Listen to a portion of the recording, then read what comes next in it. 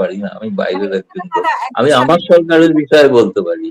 একজন সাংবাদিক হিসেবে আমি জিজ্ঞেস করছি যে এরকম একটা হত্যাকারী, এত বিরাট একটা হত্যাকারী এবং খুব রহস্যজনক হত্যা, কিন্তু এটা মানে দুই দেশ জড়িয়ে যাচ্ছে, অনেকগুলো দল জড়িয়ে যাচ্ছে, এখানে বাংলাদেশের অনেকগুলো দলের নাম এসেছে, যেটা হাদির ভাই নিজে পোস্টের মাধ্যমে বলছে, কিন্তু হাদির ভাই আবার ভারতের কথা বলছে না, যেটা মমতা ব্যানার্জি বলেছেন ভারতের কথা। হ্যাঁ, আপনি যদি বলেন, আমার ব্যক্তিগত মত হচ্ছে যে বাংলাদেশ সরকারও যেমন জানা উচিত, ভারত সরকারও মমতা বন্দ্যোপাধ্যায়কে জানা উচিত, জিজ্ঞেস করে কেন তিনি এমন মন্তব্য করলেন। এবং এটা ঘটনা হচ্ছে, যেহেতু এখন মামলা হয়ে গিয়েছে, ফলে আর ভারত সরকারের কিছু করণীয় নেই। এখন গোটা বিষয়টা আদালতে এসে যাবে, আদালতে এলে প্রকাশ্যে সবাই শুনতে পাবেন, জানতে পারবেন যে কেন মমতা বন্দ্যোপাধ্যায় বলেছিলেন, প্রকৃত অর্থে তিনি কি বলেছিলেন।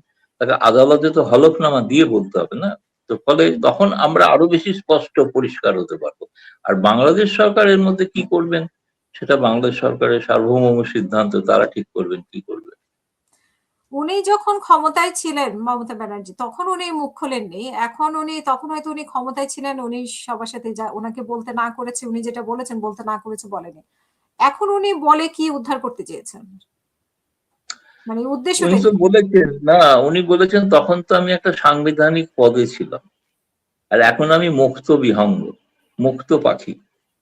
হুম, ফলে দুটো দুটো স্ট্যাটাসের পার্থক্য আছে, একটা সাংবিধানিক পদে থাকা আর একটা মুক্ত বিহঙ্গ হয়ে থাকা। তো ফলে সেই কারণেই উনি এখন বলছেন সেই কথা। তার সত্য মিথ্যা আমি জানি না, কতটা সত্য কতটা মিথ্যা আমি জানি, কিন্তু বলাটা দুটো, তার তিনি কোনো এখন তার তিনি বিধানসভা নির্বাচনেও পরাজিত, নিজেও পরাজিত, তিনি কোনো বিধায়কও নন, শপথও নেননি বিধায়ক হিসেবে, তাহলেও তার একটা ভারতের সংবিধানের প্রতি দায়বদ্ধতা থাকতো। তিনি সেই জন্য বলেছেন তিনি এখন মুক্ত বিহঙ্গ, মুক্ত উনি পাখি, ফলে এখন যা খুশি তাই বলছেন। হুম, কিন্তু দাদা মানে এটা হচ্ছে যে মানে উনি আসলে এই যে আমাদের সরকার যেটা বলছে বা অনেকে যেটা বলার চেষ্টা করছে যে উনি দু দেশের মধ্যে একটা উত্তেজনা তৈরি করার মানে এরকম একটা উদ্দেশ্য নিয়ে উনি করেছেন কিনা, যে উনি তো বলেছেনই বাংলাদেশ উত্তাল হয়ে যাবে, কিন্তু সেই উত্তাল তো বাংলাদেশ হয়েছেই, উত্তাল তো হম। হয়েছে ঠিকই, কিন্তু হ্যাঁ, ওই উত্তালের প্রভাব দেখছি না কোথাও। আপনাদের বড় বড় সংবাদপত্র যেগুলো কোথায়, না সংবাদপত্র কোথায় আসলে তো দেখুন, মানে প্রথম শ্রেণীর সংবাদপত্র, তারা তো উত্তালের কোনো খবরই নাই, ছাপাই হয় না। আমি কাকে পড়বো, সোশ্যাল মিডিয়া। আপনাদের যে কাগজগুলো ছাপা হয়, বড় বড় কাগজ যেগুলো ইংরেজি বাংলা, তার কোথায় উত্তালের কোনো ছবি তো দেখছি না। আমি তো সোশ্যাল মিডিয়ায় উত্তাল দেখছি, সোশ্যাল মিডিয়ায় আপনারা আরো অনেকে খুব উত্তাল, কিন্তু হুম, কেন ছাপছেন না তারা, সৎ সাংবাদিকতা করছেন না তারা, আপনি বলতে চান? তারা বাংলাদেশের প্রকৃত চিত্র, আমি তো বলছি বাংলাদেশের একটা প্রকৃত চিত্রই নয়, কারণ যেহেতু সংবাদ মাধ্যমে প্রকাশিত হচ্ছে না। আর ভারতে তো কোনো প্রতিক্রিয়াই হয়নি, তার কারণ ভারতে এক লাইনও ছাপা হয়। এখানে পত্রিকায় মানে আপনি আপনারা যেগুলো দেখেন পড়েন, আনন্দবাজার, রিপাবলিক টিভি, কোথাও দেখানো যায়।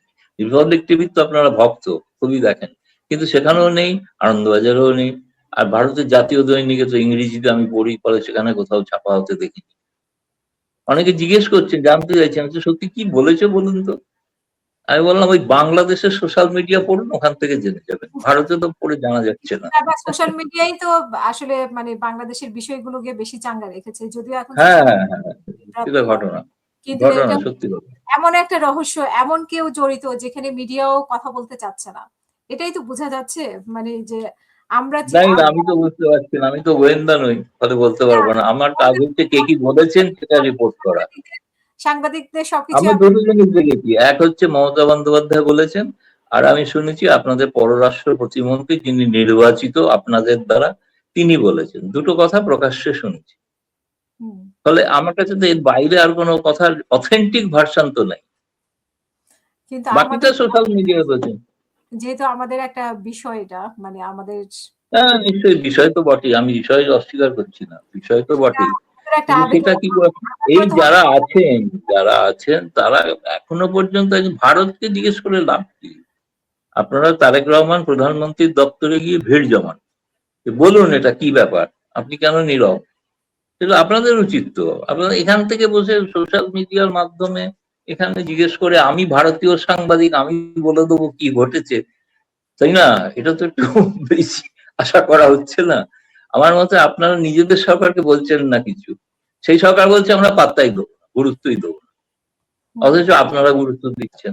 আপনারা হয় সরকারকে বিশ্বাস করছেন না তাহলে। না, এই রহস্যটা তো আমরা জানতে চাই আসলে। না, এটাই। রহস্য একদিন না একদিন প্রকাশিত হবে। এটা হবে। সেটা ঠিকই যেমন হবে। সাগররুনির রহস্য কখনোই আমাদের সামনে আসেনি। এই হাদি হত্যাও হয়তো কোনদিন আমাদের সামনে ও হবে। হতে পারে, হতে পারে। অস্বাভাবিক কিছু না।